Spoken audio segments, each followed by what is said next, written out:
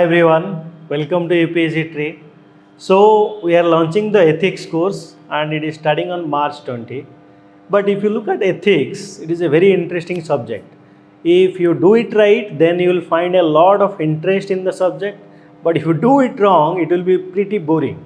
So let me walk you through what we are going to do. So ethics, if you look at ethics, India as a country, as a civilization, has a ethics that has been running for thousands and thousands of years. If you look at two most important epics of this country, that is Ramayana and Mahabharata, there is they are full of ethical and moral values. If you look at India's context, ethics is nothing but the Sanskrit word what we call dharma. And every individual in their personal capacity has some ethics they have to maintain to, and in their professional aspect also there is some ethics or moral values they have to uphold to. Problem arises when your personal value, your personal ethics comes in conflict with your professional ethics. And the reason why government has introduced ethics, because we might have the highest skill set, but if we don't know or if we cannot know what is right, what is wrong, and most importantly, if the two options are right and what is more right than the other right, then you cannot do a better job as far as governance is concerned. So in this aspect, ethical governance, if you look at it, is nothing but the epitome of good governance. The two epics, I'll tell you the stories, and in this particular course, I'll be giving you a lot of examples, very interesting examples around the world. That Valmiki, before he became Valmiki, he was a Dashi Ratnakar. And one day, while stealing, he came across Narad Muni. And Narad Muni was a sage, he didn't have anything, but he started a conversation with Valmiki, Dashi Ratnakar. And he asked him that whatever you are doing, do you think it is a good thing to do? Then Dashi Ratnakar said that whatever I am doing it because I have a dharma to uphold. That is, I have a family to run, and for that I am doing it. Okay, I am a husband. Okay, that is, I am a father to my son. I am a husband to my wife, and I am a son to my father. So these are multiple dharmas. Because of that, I am doing this. I don't think there is any sin while I am conducting this robbery or stealing and to run my house or home. So Narad will ask him an interesting question. Narad will ask him to go back to his home and ask that whatever the sin that he has accumulated over the years of his bad karma, will the family members for whom he is committing this robbery will share the sin with him. So when he will go to them, his wife will deny, his son will deny, his father will deny, everyone will say that you are doing, you are just your dharma. Doing that dharma, if you are doing it the wrong way, then that is up to you. That means हम तुम्हारे पाप में भागीदार नहीं बनेंगे. So you are doing it for them, but the only person that is going to suffer is Dashi Ratnakar. So he will come back to Narad, and then eventually he will become Valmiki. So it's a very interesting aspect of it. And if you look at the fight between the Ramayana is all about the good versus evil, and Rama and Ravana. If you look at Ravana, he was also a very talented person, and he was really a true scholar and everything else. But then again, there was a fight. So there is a very interesting aspect of it कि हम सभी में राम है और रावण है. Okay. And there is a very interesting song from a particular movie that is very close to my heart. Okay, and that is मन से जो रावण निकाले राम उसके मन में है. So that is what is ethics all about. Let's move on. ये तो रामायण का स्टोरी हो गया. थोड़ा महाभारत का भी सुनाता हूँ. If you look at this particular picture depicts the Mahaprasthanika Parva in Mahabharata. In Mahabharata, after the war, what will happen? Panchu Pandav along with Draupadi will leave their kingdom and will start their journey to heaven. So initially they will start going towards Himalaya, and while going towards Himalaya, a dog will accompany them. Okay, and while they are trying to get into the heaven, pehle Draupadi will lose her life, and Bhima will ask Yudhishthira, asking that why Draupadi was such a good human being, why did she lose her life and did not enter to heaven? So Yudhishthira will say that that is because although Draupadi was good and everything, but still she was partial to Arjun. That is the reason why she has lost her life.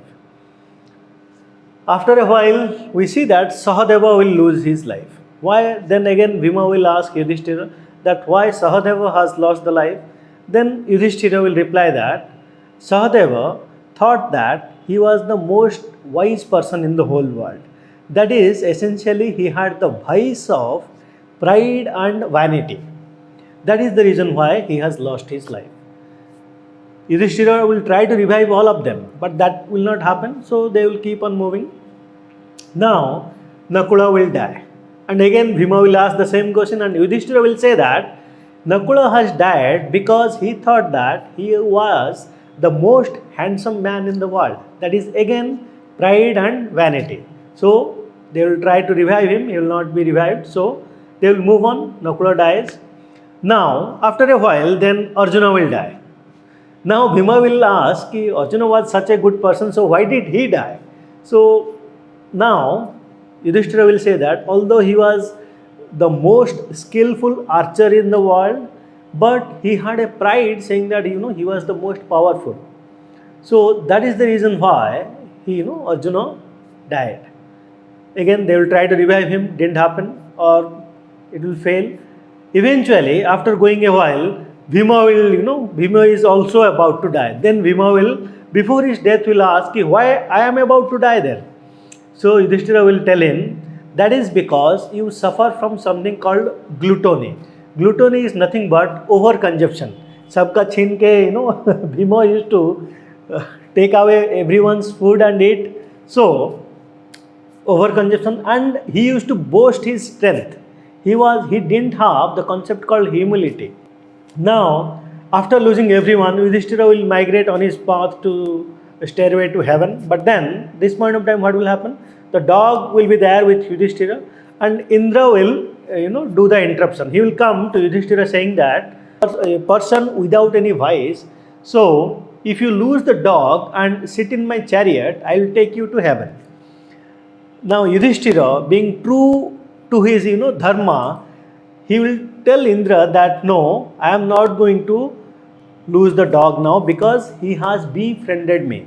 And I have a dharma to not leave him alone as long as he is alive.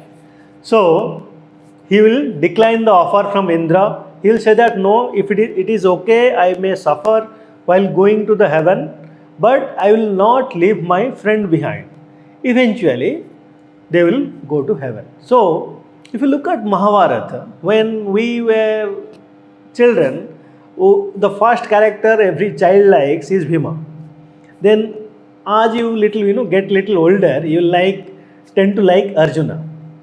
But then, जब आप थोड़ा mature बन जाते हो and you read Mahabharata truly, then it is pretty sure that you are going to like Yudhishthira. Why?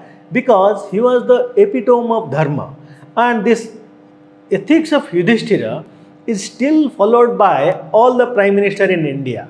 Let me tell you how. Like any other country, we went to war with Pakistan, we went to war with China with bit of reluctance. If you look at Yudhishthira, he also never wanted a war. Okay, he never wanted to get into a war. But then, whenever a war is thrusted upon him, he used to get into the war. So he was a reluctant warrior. And if you look at all our prime ministers, all of them exhibited this, this attitude that we are essentially a reluctant warrior. ये तो महाभारत का हो गया. If you look at Asoka, we all know that 262 BC he went for a Kalinga war, then Chanda Asoka to Dharma Asoka. If you look at Asoka, again he is very relevant for any Indian. Okay, if you look at the flag of our country or the emblem of our country, Asoka is everywhere. became the epicenter of these things because he went for dharma, or in Ashoka's language it was dhamma.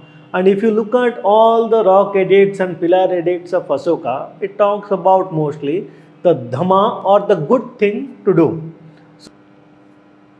Moving on, say 2300 400 years ago, in Sangames, I am talking about 3rd century BC, we had a sage called Thiruvalluvar.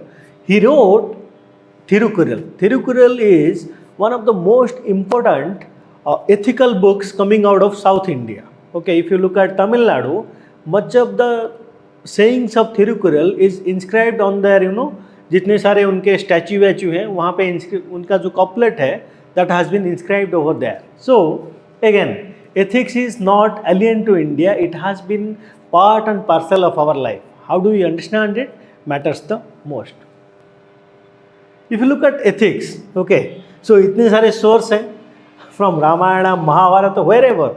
If you pick any source of Indian epic or Indian mythology, we have some degree of ethics. Even अगर आप पंचतंत्र देखोगे या Malgudi days, all teach us some degree of ethics, some degree of right from wrong. So then ethics इतने सारे source हैं and all of the sources are relevant. ऐसा नहीं कि relevant नहीं है.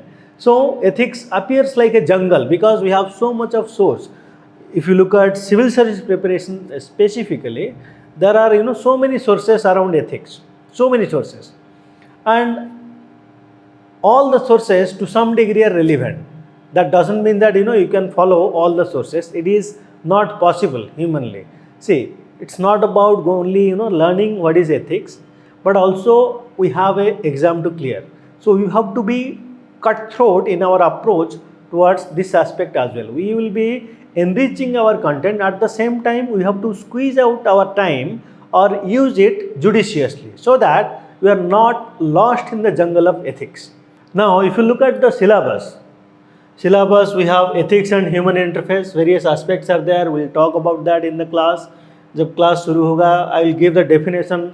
थोड़ा note dictation भी रहेगा. Then we have attitude, then aptitude, foundational values, etc.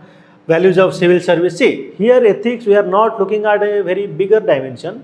We are looking ethics from a governance perspective. So that's what we have to narrow down. If you will be looking at various philosophers, moral thinkers, India around the world, everything. Okay. If you look at laws and ethics, there is a difference.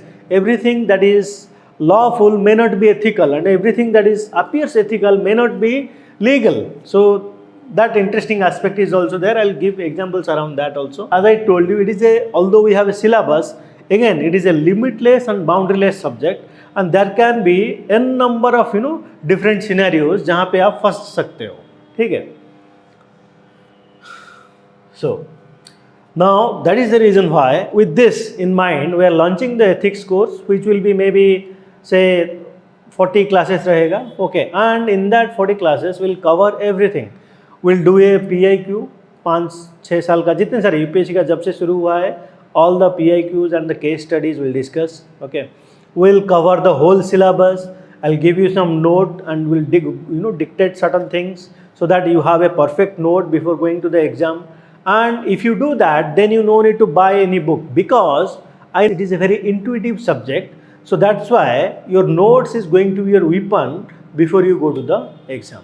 So if you have any query or anything, you can reach out to us. And again, we are starting the ethics course on March 20. Two things. First, you can join the course. I'll give the app link in the description. Okay, so you can attend the classes online or offline, that is there. And second thing is, the amount or the course fee is very affordable and you can pay in installments in the app itself. App link is there in the description. Second, if you want to attend some demo class and then you want to go ahead and join or want to take a decision, demo classes are also available. So if you want to avail demo classes, contact the numbers that is given in the description, and if you want to join, then go for the link and directly you can join over there. Thank you. And if you have any queries or anything, you can reach out to us. Thank you.